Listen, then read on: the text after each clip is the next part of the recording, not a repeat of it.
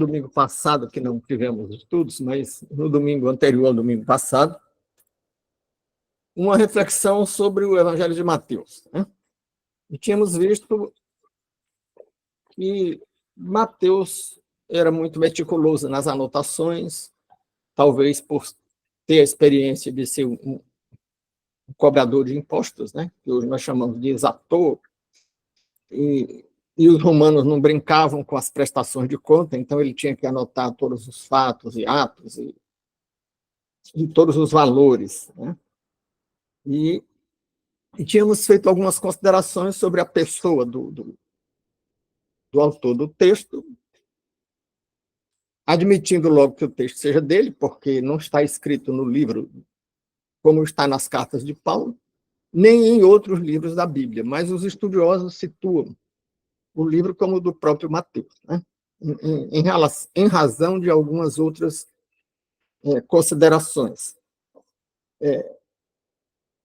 Destacamos os personagens, os ambientes e a pessoa do autor imediato. Eu chamo de autor imediato porque admitimos que haja uma inspiração de Espírito Santo, né?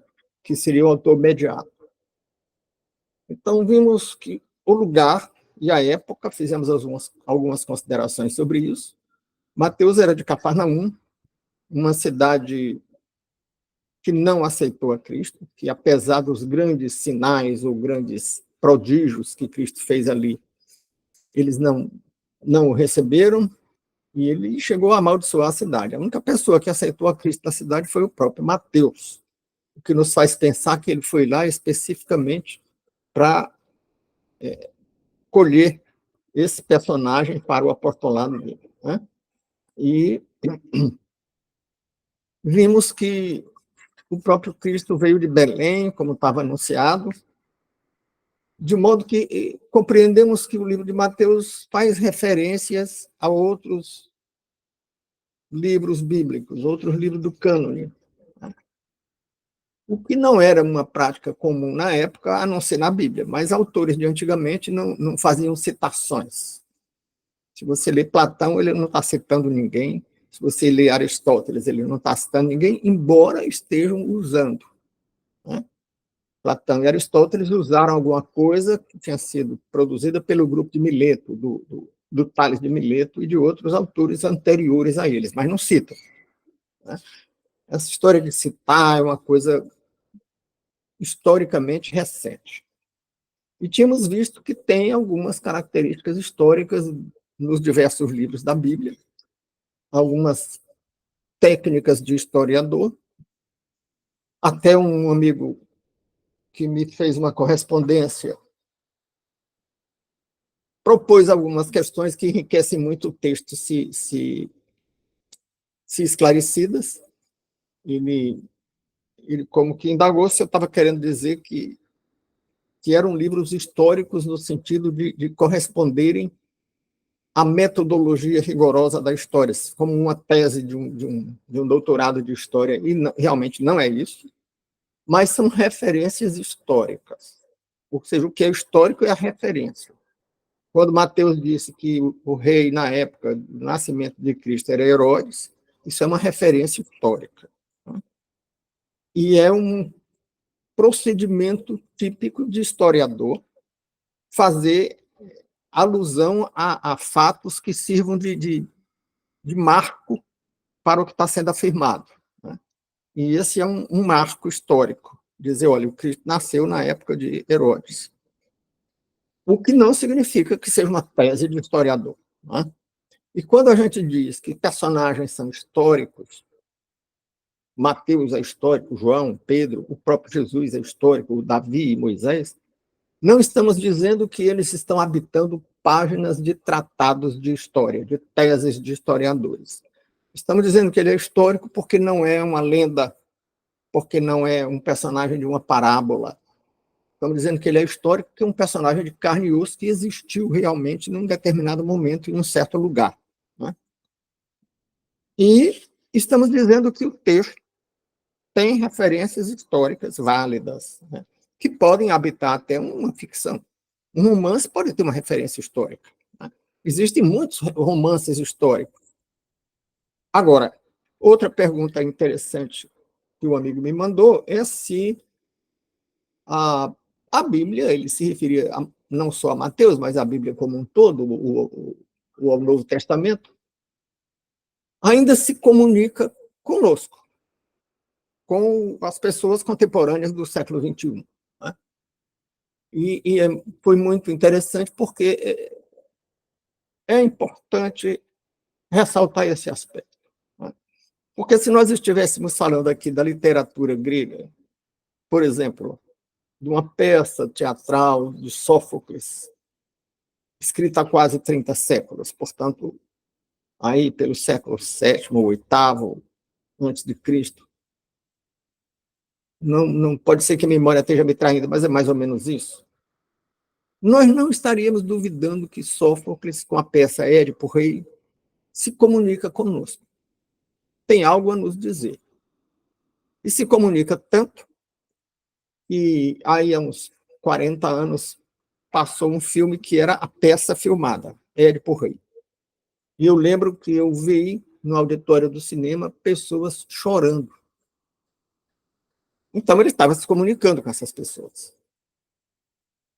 E o tempo e as mudanças históricas, e a gente pode dizer, a Grécia era escravista, não vivemos mais um mundo escravista, o modo de produção hoje é outro, pode-se dizer que é um modo de produção capitalista, mas Édipo Rei continua se comunicando. Podemos dizer que se comunica tanto que Freud usou para constituir tipos na psicanálise, conceitos típicos, usou a literatura grega multimilenar. Então, o tempo e as mudanças históricas não afastam a capacidade que um texto tem de se comunicar com os leitores. Tanto não afastam que eu vi pessoas chorando, como eu acabei de dizer, assistindo a peça Édipo Rei, né? Que era uma peça fiel ao texto do Sófocles. E se nós estivéssemos falando de uma literatura milenar da Índia ou da China, não estaríamos duvidando que ela se comunica conosco. Né? De fato, essa questão diz respeito a algumas mudanças, como, por exemplo, não tinha televisão nem internet interferindo na educação das crianças, não tinha o cinema, não tinha crime organizado, não tinha o uso de drogas psicoativas. Talvez a única droga psicoativa da época fosse o álcool. E nem me parece, nem há registro de que o alcoolismo fosse um grande problema. Hoje nós temos todas essas coisas, que suscitam problemas aparentemente novos. Mas uma família que tem um filho com alguma dependência química pode alegar que enfrenta um problema novo. Mas nós podemos também perceber que, de certo modo, não há novidade nisso. Por quê? Porque a família que tem um filho com dependência química está enfrentando um problema decorrente de um desvio de conduta, está se distanciando de uma orientação bíblica, porque a dependência química é uma doença voluntariamente adquirida. E a recomendação de prudência, de moderação, a recomendação de não se expor nem sequer ao álcool, se há uma recomendação específica quanto ao álcool, que já era consumido na época, essa recomendação se aplica aos demais agentes psicoativos. E nem interessa se são legais ou ilegais. São psicoativos. Não é? E, portanto, não é uma novidade que já não estivesse contemplada. E as demais atitudes e sentimentos. Isso nos leva a uma questão muito sensível para algumas pessoas, que é: tem o homem uma natureza humana definida, ou o homem é totalmente produzido historicamente? A ideia de que o homem é totalmente produzido historicamente é muito grata aos reformadores e revolucionários, porque eles querem construir um novo homem. E para construir um novo homem, sem as imperfeições do homem histórico, do homem que até hoje existiu e ainda existe, é preciso admitir que não existe uma natureza histórica. Se você mudar a ordem social, aquela frase do Rousseau, que diz que o homem nasce bom e a sociedade o corrompe. Então, com o homem nasce bom, nós podemos entender com o potencial de ser bom ou perfeito. Se nós mudarmos essa sociedade que está corrompendo o homem, ele vai ser bom e perfeito, vai ser um novo homem. E esse projeto fracassou em todas as tentativas, mas eles persistem nessa ideia, e nunca, nem o Rousseau, nem os seguidores dele se deram ao trabalho de explicar como é que todos os homens nascendo bom criaram uma sociedade má capaz de corrompê-los. Né? São questões que deveriam ser apreciadas. Então, nós estamos aqui numa perspectiva de que o homem tem um componente cultural, histórico, produzido como uma certa influência do ambiente cultural e histórico, mas não inteiramente produzido. Tá? Eu tive dificuldade de explicar certa vez a um senhor, já idoso, que insistia que o homem é um produto do meio. E ele não entendeu bem porque ele não conseguiu perceber o alcance, o significado e o alcance da palavra produto. Porque se formos um produto do meio, significa que somos inteiramente definidos pelo meio. E a relação entre o meio e o homem é uma relação determinante. E se for assim, não temos responsabilidade de nada. Somos todos vítimas da sociedade, como se costuma dizer hoje. Então, e ele não pensava assim. Ele admitia responsabilidades, mas repetia incansavelmente que o homem era um produto do meio. Né? Essas dificuldades, essas contradições, nem sempre ficam claras na cabeça das pessoas. Então, nós admitimos que existe uma natureza humana e, por isso, é que textos multimilenares, não apenas da Bíblia, mas também da literatura multimilenar chinesa, da literatura multimilenar da Grécia Antiga, têm capacidade de se comunicar conosco e tocar em problemas sensíveis. Até porque os sentimentos são os mesmos. Inveja, raiva, mágoa, amor, solidariedade, são manifestações de sentimentos ou de condutas decorrentes de sentimentos universais e de todas as épocas.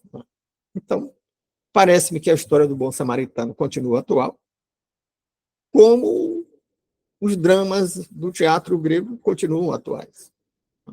Continuam existindo tragédias decorrentes da conduta humana. Eu lembro que muitas vezes as pessoas usam expressões como pomo da discórdia e não atentam para a origem da expressão.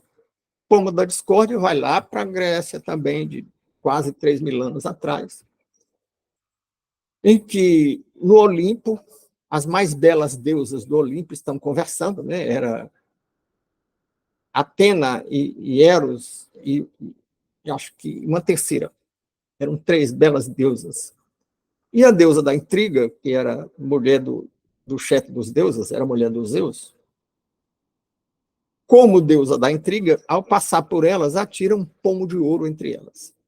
Digamos, uma maçã de ouro, né? Fruto de ouro. E elas acham aquele fruto muito bonito e perguntam para quem é. E a deusa da intriga, fazendo jus ao nome, diz: é para a mais bela dentre vós. E aí começa uma briga entre elas, porque cada uma queria ser a mais bela. E eu acho essa briga muito atual. E essa intriga muito atual. E essa briga vai acabar em Troia. Ou não acaba, vai ter continuidade em Troia. Né? Porque elas não chegam a um acordo e vão perguntar aos Zeus quem é a mais bela delas. E os Zeus, numa atitude de chefe político muito atual, não toma partido e manda que elas vão perguntar a um mortal. Né? E elas vão perguntar a um mortal. E os Zeus, sabendo que o mortal ia ficar apavorado, chama Apolo, que era o deus da beleza masculina, era o deus da caça, era o deus de um bocado de coisa, e manda que ele vá, que ele era rápido, passe à frente delas e dê garantias ao mortal que elas vão encontrar. Diga para eles que pode responder que os Zeus garantem. E aí o Apolo chega e encontra o, o filho do rei de Troia, que tinha sido abandonado, porque quando nasceu, um oráculo disse que ele ia destruir a cidade, e o rei manda matar, e a rainha dá um dinheiro para o cara não matar, mas deixá-lo em algum lugar. E, ela e as belas vão chegando e ele vê que são deusas e já fica tremendo, mas o Apolo chega e sussurra no ouvido dele que pode responder como achar melhor, que o Zeus vai garantir. Então, elas perguntam, mas tentam seduzi-lo. Cada uma promete um prêmio para ele. Até que Eros, se a memória não me trai, foi Eros, o Afrodite, né, a deusa do amor erótico, diz que vai ser dele. Se tu me escolheres, eu serei tua. Né? O que é uma tática de envolvimento político também atual. Né?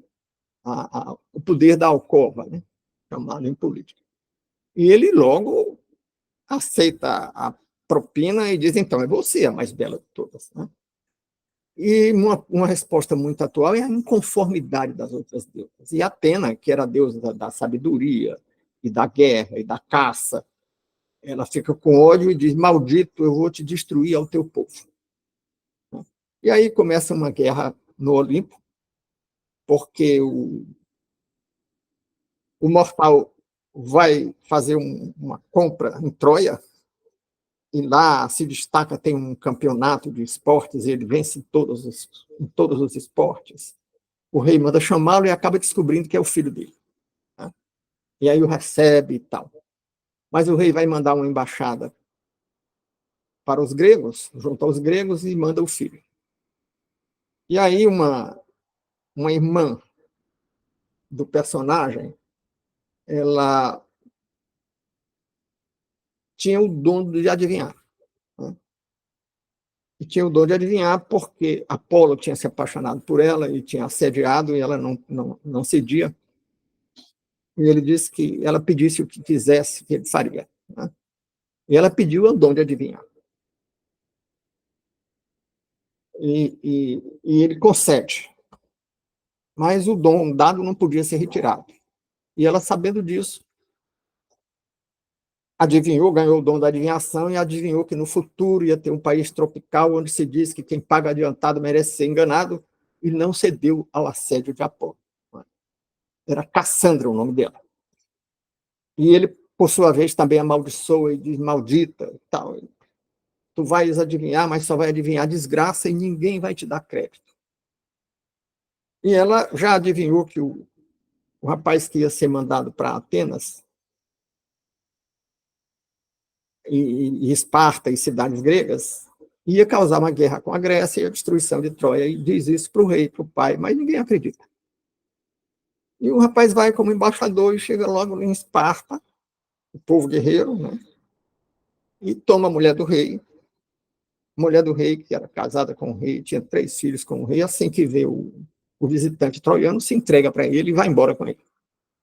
E aí a mitologia grega diz que naquele momento ela era a encarnação de Afrodite, que tinha prometido que se daria a ele. Essa cumpriu a palavra. Né?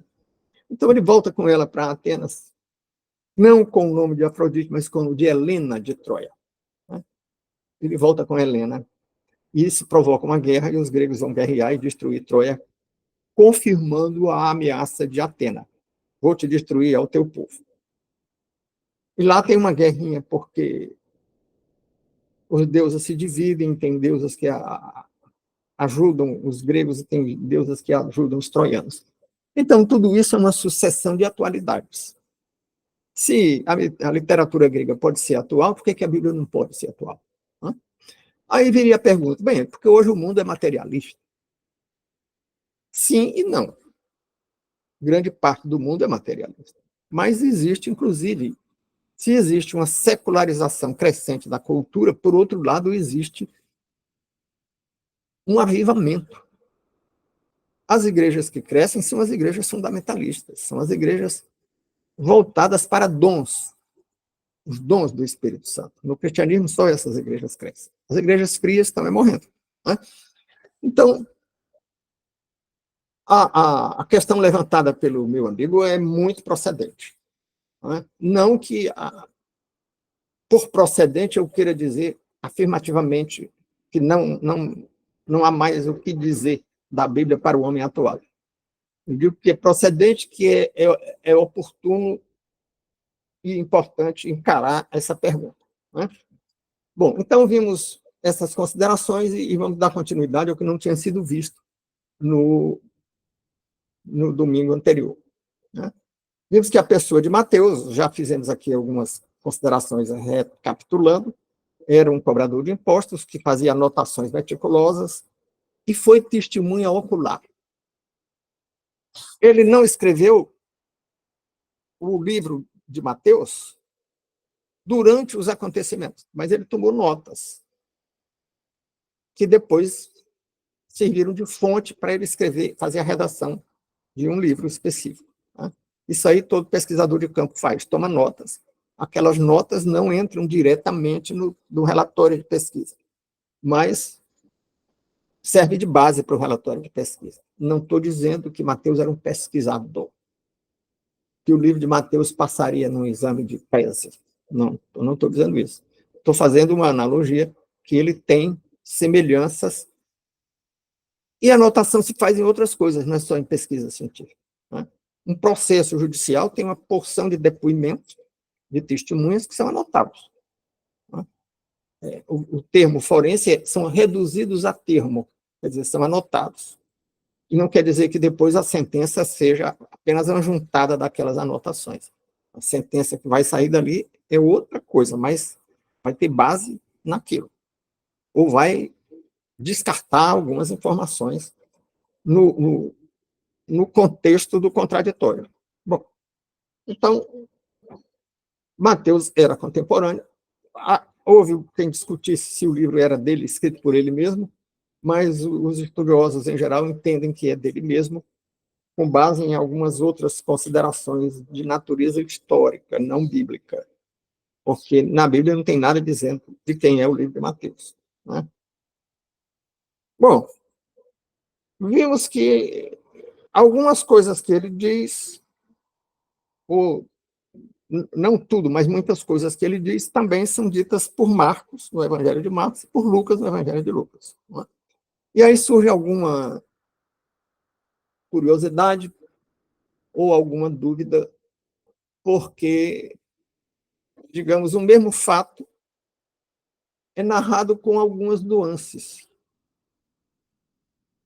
E é isso que, ao invés de essas pequenas diferenças, ao invés de desacreditarem os três livros, Mateus, Marcos e Lucas, ou os quatro livros, Mateus, Marcos, Lucas e João, essas diferenças até confirmam a autenticidade dos depoimentos, se chamarmos esses livros de depoimentos, né? Se chamássemos. Por que confirmam? Olha, num processo judicial, normalmente, um advogado que apresenta mais de uma testemunha sobre um fato, orienta as testemunhas, ouve o depoimento que elas vão prestar e recomenda que não digam exatamente a mesma coisa com a mesma palavra, porque desacredita. Porque o juiz vai achar, isso aí é decorado. Isso aí foi o advogado que mandou dizer. Porque estão dizendo do mesmo jeitinho, com as mesmas palavras. Porque estão dando ênfase aos mesmos aspectos. Né? E aí não tinha nenhum advogado orientando os autores dos quatro evangelhos, mas eles não usaram as mesmas palavras, não abordaram os acontecimentos a partir do mesmo ângulo. Eles abordaram a partir de ângulos diferentes. Então, e tem o estilo pessoal. Enquanto Lucas, por exemplo, é muito enxuto no que diz, é muito direto e não faz arrodeios portanto, é mais resumido, João e Mateus são mais extensos. E aí entram alguns detalhes que não desautorizam o que o outro diz, apenas enriquece. É como alguém que viu a mesma cena que outra pessoa também viu. E um faz um relato menor, sem conflitar com o outro, que fez um relato maior. O relato maior do outro acrescenta algum detalhe que não conflita com o que o mais resumido disse. Então, essas referências semelhantes, por exemplo, podem estar em Marcos, no capítulo 2 do livro de Marcos, dos versículos 3 a 17, e no capítulo 5 de Lucas, dos versículos 27 e 28. Né? Vamos ver logo aqui. Lucas 5.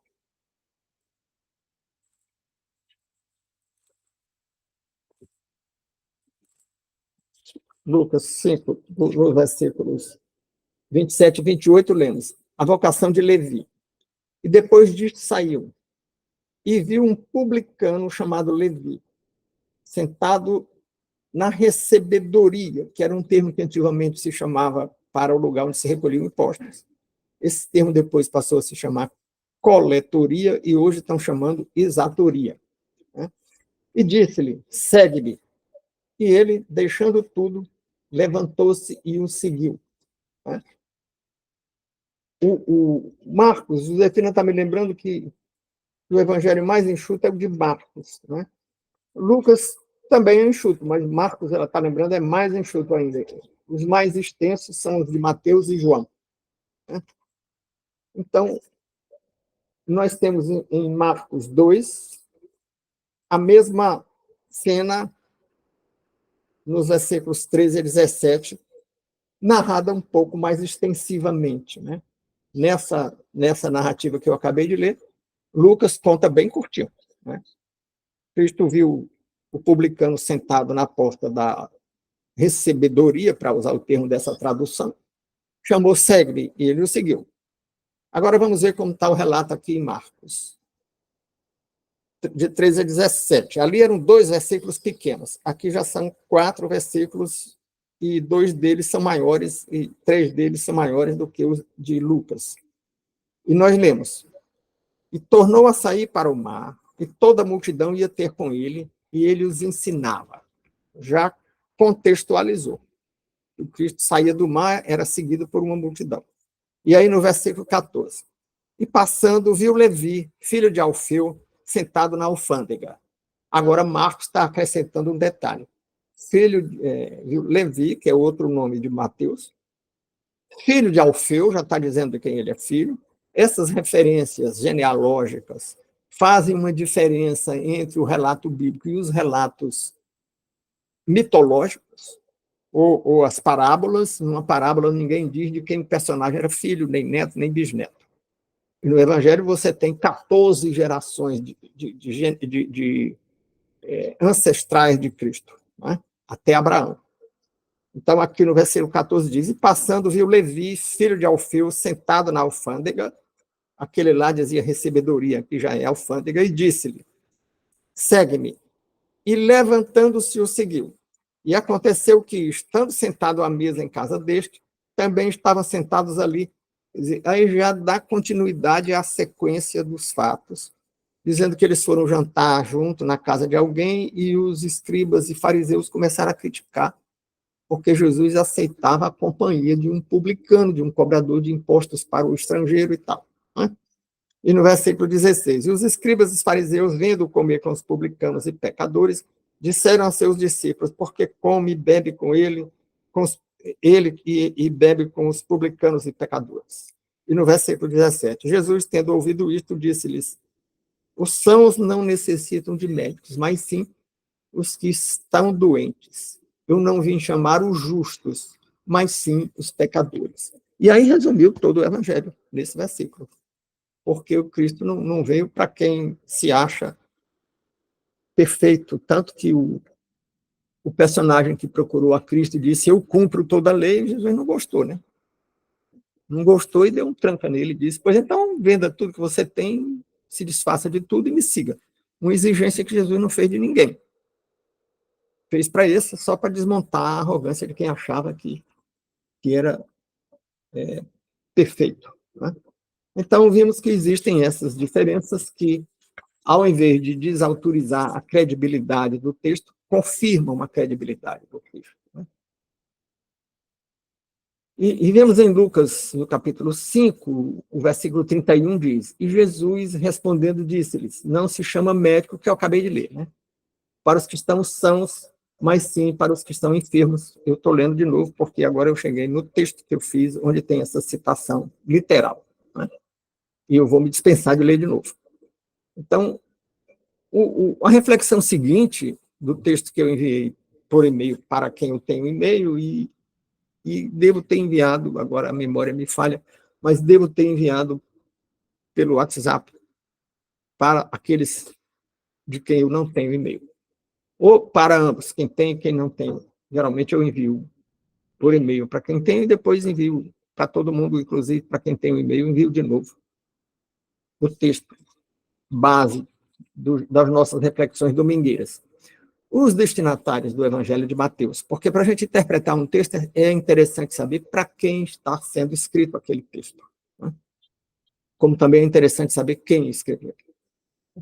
E é interessante saber o lugar e a época. E já vimos o lugar e a época, século I, em Israel, sob a dominação romana. E quem escreveu, já vimos que é Mateus, e vimos quem era Mateus, uma figura execrada e execrável. Por que era tão execrável? Porque o Império Romano não tinha uma burocracia para cobrar impostos. Eles se dispensavam desses custos. Eles enxugavam a máquina, eles não viviam criando ministério. Né? É uma coisa que vai aparecer séculos depois, e o Monteiro Lobato ridicularizou a multiplicação de burocracias num livro infantil, mas com um conteúdo adulto, né? Que é um livro sobre a caça ao rinoceronte, em que havia um circo que tinha um rinoceronte, e o rinoceronte foge. E aí era um perigo, um rinoceronte solto, e o rinoceronte sumiu. E onde anda o rinoceronte? E aí começam a procurar o rinoceronte e criam o Ministério da Caça ao Rinoceronte. E logo o Ministério emprega muita gente, compra muitos veículos, e tem um orçamento muito grande. E, de repente, alguém encontra o rinoceronte. E aí avisam para o Ministério: olha, o rinoceronte está em tal lugar. Então começa uma discussão: vamos capturar o rinoceronte? E alguém diz: olha, se nós capturarmos o rinoceronte, vão extinguir o Ministério da Caça ao Rinoceronte. Sem o Ministério da Caça ao Rinoceronte, nós vamos ficar sem emprego. Né? Mas os romanos não tinham Ministério de Caça ao Rinoceronte. Eles eram práticos e eles faziam um contrato com alguém do lugar e diz: olha, essa cidade vai nos pagar tanto de imposto e você vai recolher. E o contratante, que hoje nós chamaremos de exator, de coletor, ou simplesmente de cobrador de impostos, ele cobrava. Quem ia cobrar era ele, não era nenhum funcionário do Império Romano. E ele até podia antecipar esse valor. Ah, vocês querem tanto de imposto dessa cidade? Digamos, Mateus pode ter dito: vocês querem tantos dinheiros de Cafarnaum? Pois está aqui. Já adiantava. E ia cobrar. E cobrava mais do que isso, porque cobrava pelo serviço dele de cobrador e cobrava os juros do dinheiro que ele tinha adiantado. E, às vezes, exagerava nessa cobrança a mais. Já era execrado por estar prestando serviço ao invasor e opressor estrangeiro. Né? E era mais execrado ainda porque se prevalecia disso, de contar com o exército estrangeiro de ocupação, para arrancar um valor acima do que os romanos estavam querendo, para ele mesmo. Né? E eram homens ricos. Então, isso desencadeava um verdadeiro ódio contra cobradores de impostos. Então, vimos para quem ele escreve. Então, vimos que ele enfatizou que ele era meticuloso, já comentamos, e que prioritariamente quem eram os destinatários do relato que ele fez sobre Jesus. Primeiro, Mateus fez uma genealogia que é a mais extensa dos 4 evangelhos. Como eu disse há pouco, ele fala dos ascendentes de Jesus até Abraão. São 14 gerações. Era de uma meticulosidade incrível. Mas isso tinha um endereço certo. Ele estava falando, nesse aspecto, quanto a esse ponto, ele estava falando para os judeus. Porque os judeus conheciam as Escrituras. Os gregos não iam compreender isso, nem os romanos, nem outros povos. Mas os judeus iam compreender o significado disso. Porque os profetas diziam que o Messias viria. E que viria da tribo de Judá. Por isso ele sobe e passa por Judá, até chegar em Abraão. E dizia que viria da casa de Davi. Por isso a genealogia dele sobe até Davi. E mais, nessa genealogia tinha um conteúdo que nem os judeus entenderam, e até hoje não entenderam. Nessa genealogia, ele dava resposta, e aí ele falou prioritariamente para os judeus, mas não só para os judeus. Ele falou para a posteridade, para os que seguiam a Cristo, para os que entendiam das Escrituras. E sabiam que lá no Gênesis tinha uma promessa de que da descendência da mulher que comeu do fruto do conhecimento do bem e do mal, da descendência, o filho da mulher, a semente da mulher, iria pisar na cabeça da serpente. E mais, que a serpente ia morder-lhe o calcanhar. Portanto, como ele pisou de fato na cabeça da serpente na cruz, e a serpente mordeu o calcanhar e morreu na cruz. Mas tem mais. Lá no Gênesis é o que é mais importante.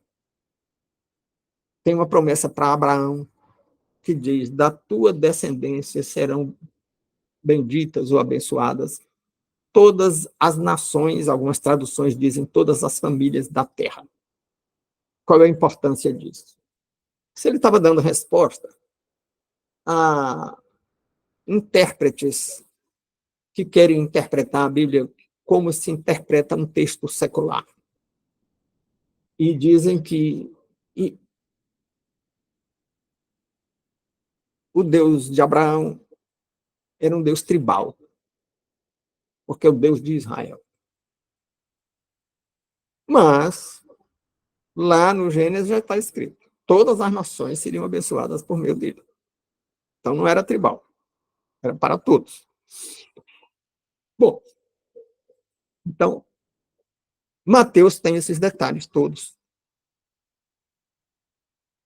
porque ele foi escolhido por ser um cara detalhista para fazer o relato. Né? E está lá em Gênesis 28. Em Gênesis 28, nós lemos: e a tua semente será como o pó da terra, e estender-se-á ao ocidente e ao oriente, e ao norte e ao sul. Portanto, já tinha uma profecia da diáspora de judeus. Né? Estender-se-á ao norte e ao sul. E em ti e na tua semente serão benditas todas as famílias da terra. A tradução que eu estou citando aqui usa a palavra família. Outras traduções usam nações. Assim, temos a identificação de Jesus com o que é dito no Messias das Escrituras. Também fica estabelecido que, a palavra que está repetida aqui 2 vezes, né? Fica repetido que o Salvador não é. Que o Salvador é para todos, não só para os judeus, formulando o convite aos transgressores da lei mosaica para que o sigam. O convite é interessado aos transgressores. E o Cristo confirmaria isso, dizendo: o médico não veio para os sãos. Né? E quem são os sãos? Ninguém, né? todos nós somos transgressores. A gente pode ver isso em outros versículos. Então, também, no relato dos sermões, Mateus é o mais detalhista com relação às parábolas e demais sermões, né? Então, porque Mateus foi testemunha ocular e porque ele era detalhista. Outros registros feitos nos outros 3 evangelhos não registram todos os sermões, nem registram com todos os detalhes aquilo que narram junto com, ou paralelamente com Mateus. Dão informações mais resumidas. Então, nós temos em Mateus o Sermão do Monte, o Sermão da Montanha, em algumas traduções, nos capítulos 5 e 7, que Mateus relata extensivamente, e que é uma espécie de resumo da mensagem do Messias, da boa notícia do Evangelho. Não é? E as parábolas, né? Aí tem uma sucessão de parábolas, e Mateus é quem registra o maior número de parábolas. Tem uma sucessão de parábolas, entre as quais eu destaco aqui a parábola dos 2 servos. Um servo dedicado e um servo que não agradou ao Senhor. Né? E a parábola das 10 virgens. E a parábola dos 10 talentos. São registradas detalhadamente por Mateus. Como nem todo mundo pode estar se lembrando dessas parábolas, eu quero lembrar, sobretudo, a parábola dos 10 talentos. Né? Porque ela nem sempre é compreendida quanto a um aspecto que eu quero destacar aqui. Na parábola dos 10 talentos, um certo senhor tinha 3 servos, e deu 10 talentos para um, e deu, parece que 5 talentos para outros, e 1 talento para outro, quando ia se afastar, se ausentar. Depois de algum tempo volta, e o que havia recebido 10 talentos faz uma prestação de conta, tinha aplicado, tinha multiplicado e devolve um número, aí 20 talentos. E recebe como prêmio os talentos.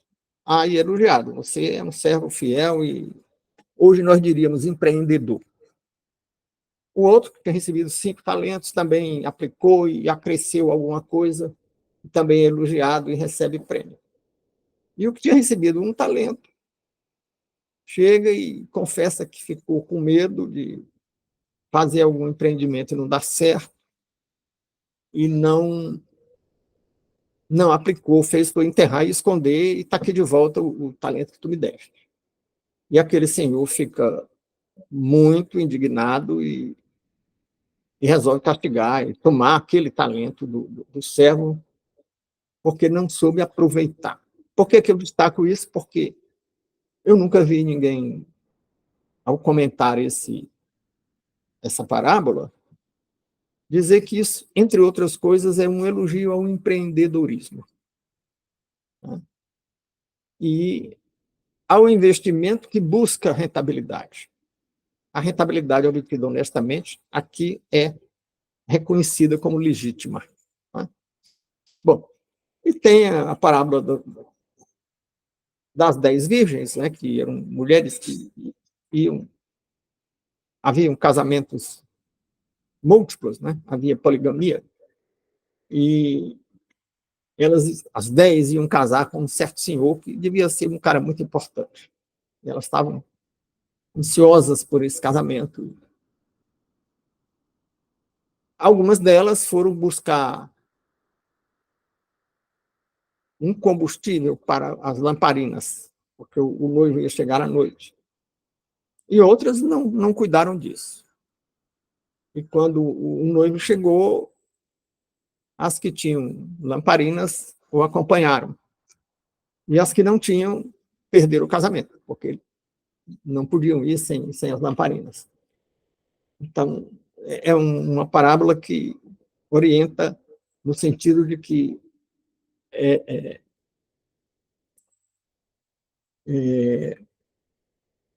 é importante se preparar para a volta de Cristo, né? Então, a parábola do servo fiel, a parábola das 10 virgens é em Mateus 24, de 1 a 12, de versículo 1 a 12. E a parábola dos dois servos é em Mateus 24, 45 a 51, né? Que diz respeito à responsabilidade também com o talento. Então, para quem? Para os judeus e para todo mundo, né? Principalmente para os judeus, porque eles compreenderiam melhor, e alguns deles compreenderam, né? Bom, na sequência, nós analisamos aqui qual é o papel de Mateus, que cheguei agora nesse ponto no texto, mas eu já tinha antecipado comentários sobre isso, né? E volto a lembrar que todo relato histórico, não necessariamente de historiador, tem um ambiente, quem conta uma história diz onde é que ela se passou, e tem personagens, dizem quem é que fez parte da história, ou como protagonista principal, ou como figurante, mas tendo alguma importância, tem personagens, né? E tem os atos e fatos. Vamos distinguir ato de fato, porque fato é um acontecimento que independe da ação de alguém. Digamos, uma morte natural é um ato, é um fato. Não é uma morte natural, morreu do infarto, foi um fato. Agora, um homicídio é um ato. Alguém praticou, alguém causou a morte. Então, existem atos e fatos. Uma chuva, um terremoto é um fato. A construção de uma cidade, de uma represa, é um ato. Bom, e tem registro dessas coisas. E, então, tem o ambiente, tem os personagens, com os atos e fatos, e o conjunto disso articulado forma um enredo.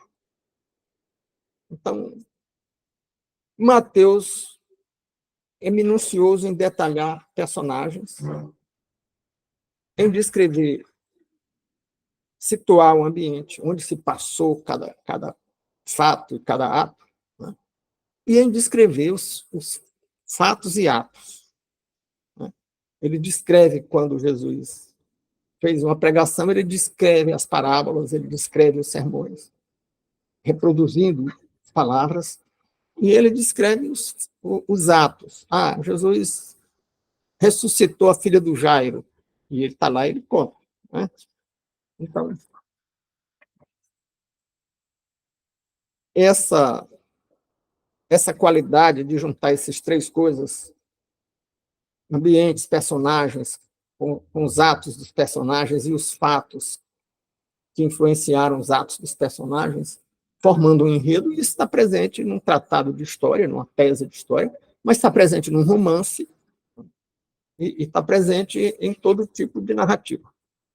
Bom, em Mateus 13, verso 14, temos: e nele se cumpre a profecia de Isaías que diz: ouvindo, ouvireis, mas não compreendereis, e vendo, vereis, mas não percebereis, mostrando que em Jesus se cumpriram os vaticínios do profeta.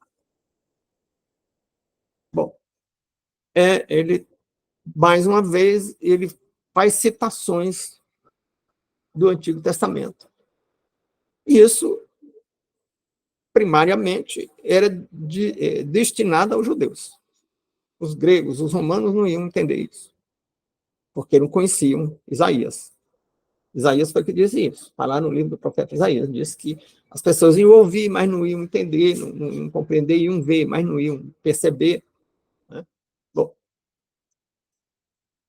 e ele está querendo também dizer que a barreira, a incomunicabilidade entre a mensagem do Evangelho e os judeus e os gentios, que era uma barreira difícil de ser superada, e ainda hoje é, estava prevista, né?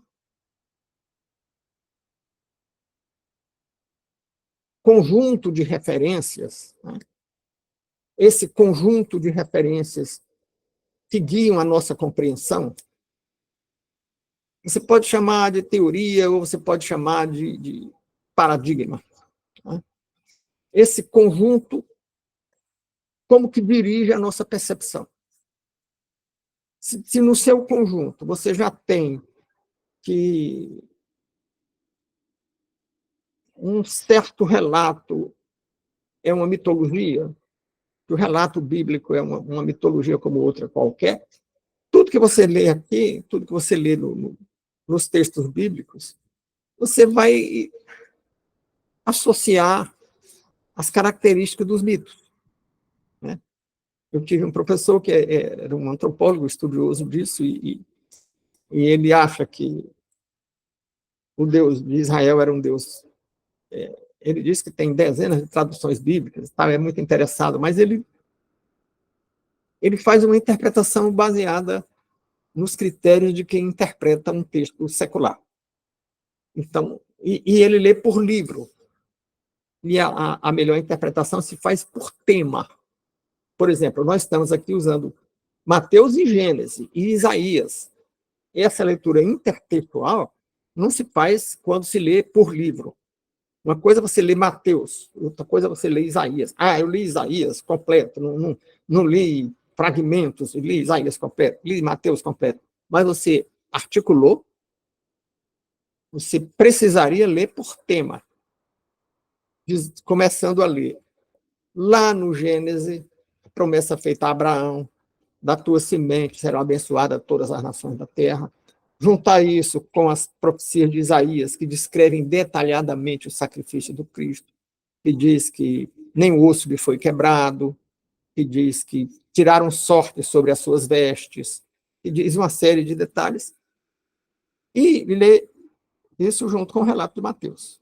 Então, você nem precisa ler o Gênesis todo, você precisa conhecer a promessa messiânica que está lá em Gênesis. E precisa conhecer a descrição de Isaías, e precisa desconhecer o relato de Mateus. É claro que você vai entender melhor cada uma dessas coisas se ler cada um desses livros inteiramente, tá? Mas a leitura por tema, o estudo dos temas, deve vir complementar o estudo dos livros, tá? Então, Mateus já começa a orientar nesse sentido, porque ele vai citando. Ele vai citando o que está dito em Isaías, ele já citou o que foi dito em Gênesis, até quando não nomeia a fonte. Ele, algumas citações que ele faz, ele não explica, está dito no livro tal. Ele não explica porque não era costume na época e porque ele estava dialogando principalmente com judeus que sabiam disso. Ele nem precisava estar explicando, né? Então, nós temos no capítulo 2 de Mateus, os versículos 4 e 6, que dizem: e, congregados todos os príncipes dos sacerdotes e os escribas do povo, perguntou-lhes onde havia de nascer o Cristo. E eles disseram: em Belém de Judeia. Olhe como eles conheciam as promessas do Antigo Testamento, as profecias do Antigo Testamento, né? Havia em Belém de Judeia, porque assim está escrito pelo profeta. E tu, Belém, que és a menor dentre as capitais de Judá, porque de ti sairá o guia que há de apacentar o meu povo de Israel.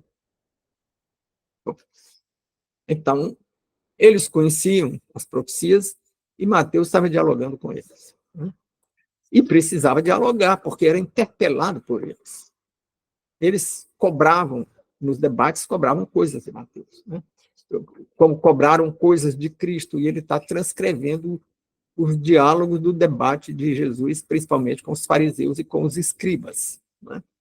Então, a citação das Escrituras certamente era, principalmente, dirigida aos judeus, porque eram eles que as conheciam. Mas todos os povos são alcançados por estas evidências de que Jesus é o Messias. Porque há em todos os povos estudiosos da Bíblia. Então, ele estava escrevendo para nós, brasileiros, que nem existíamos na época, mas ele estava escrevendo para a posteridade também, né? e para os estudiosos da Bíblia que existem entre nós, ou no Japão ou na Coreia. Na Coreia tem uma presença muito forte do cristianismo na Coreia do Sul, né? Então, a pregação dos discípulos consiste em executar a grande comissão, ordem dada por Jesus em Mateus 28, nos versículos 19 e 20, onde lemos: mais uma vez, portanto, ide, ensinai a todas as nações, batizando-as em nome do Pai, do Filho e do Espírito Santo, ensinando-as a guardar todas as coisas que eu vos tenho mandado. E eis que eu estou convosco todos os dias até a consumação dos séculos. Amém. Né? Então, é para todos os povos. E, finalmente, chegamos aqui a algumas considerações finais, em que, no texto, nós lembramos que a contribuição de Mateus, registrada na Bíblia, limita-se à escrita do Evangelho, colocado em primeiro lugar entre os livros dos demais evangelistas. Não quer dizer que tenha sido o primeiro que escreveu. Quer dizer que foi colocado em primeiro lugar pelos que organizaram o cânone. E por que colocaram em primeiro lugar? Porque tem maior riqueza de detalhes. E porque era preciso começar justificando que aquele homem de Nazaré era o Cristo, mostrando a genealogia dele, mostrando que era da casa de Davi, que era da tribo de Judá, né? E mais, registrando nessa genealogia duas mulheres estrangeiras, Raabe e Ruth, para mostrar que o Messias não é só do Israel, nem só para Israel, como até hoje esperam um Messias que venha para Israel, expectativa de judeus, nem para os críticos que dizem que era apenas um Deus tribal, né? E também essas duas mulheres, é bom que se registre. Uma delas é Raabe, que era uma cananeia, do povo cananeu, de Canaã, que era um povo inimigo de Israel e inimigo de Deus, porque Deus só manda destruir os cananeus porque eles eram inimigos do Senhor. Inclusive, no Antigo Testamento está dito que Israel espere, porque não vai ainda para a Terra Prometida, porque a medida daquele povo que está lá ainda não está cheia. Quer dizer, aquele povo não me aborreceu o suficiente para que eu os destrua. Espere que quando a medida encher, eu vou mandar vocês lá destruir aquele povo. Né? Então, não foi um povo inocente que foi destruído, mas Raabe era desse povo inimigo. E mais um detalhe, Raabe era uma prostituta. Né? Mas por que foi salva, se todo mundo devia ser destruído? Era cananeia, todos os cananeus deviam ser destruídos, e ainda por cima era prostituta. E as prostitutas eram apedrejadas. Né? Para mostrar que o evangelho é para todo mundo.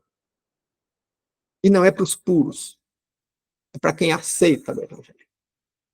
E aceitar não é só dizer assim, tá bem, eu acredito. Né? É aceitar e seguir os ensinamentos. Né? E reconhecer o senhorio do Messias sobre a sua vida. Mas Raabe foi antes do Cristo, muitos séculos, e não podia estar aceitando a Cristo. Ao aceitar o Deus que os judeus seguiam, não era só dos judeus, mas os judeus eram o único povo que seguia, estava aceitando a promessa do Messias, que fazia parte dessa crença. Né? Então, e Ruth? Ruth era moabita. Né? Os moabitas também eram inimigos de Israel. E inimigos do povo de Deus, inimigos de Deus. Né? E tem mais detalhes sobre a origem dos moabitas, que seria um desvio temático a gente entrar por esse campo agora. Mas eles descendiam de um incesto, né? de Ló com as filhas, depois que saíram de Sodoma. Né? Bom, então, tudo isso são referências que têm um significado muito importante. Cristo não é só para judeus, porque na própria genealogia dele tem duas estrangeiras, e uma delas prostituta. Então, também o próprio Mateus era um homem desprezível, como desprezível seria Raabe, a mulher cananeia, que entra na genealogia do Cristo. Mateus está aí, não na genealogia, mas entre os seguidores fiéis. Né? E assim, Mateus foi chamado e aceitou o convite. Né? Então, as considerações que nós fizemos, evidentemente que isso está muito longe de exaurir o estudo de Mateus. Livros e livros já escreveram sobre isso, e aqui nós temos 6 folhinhas, com o acréscimo de alguns comentários assim ilustrativos, mas isso tem o sentido de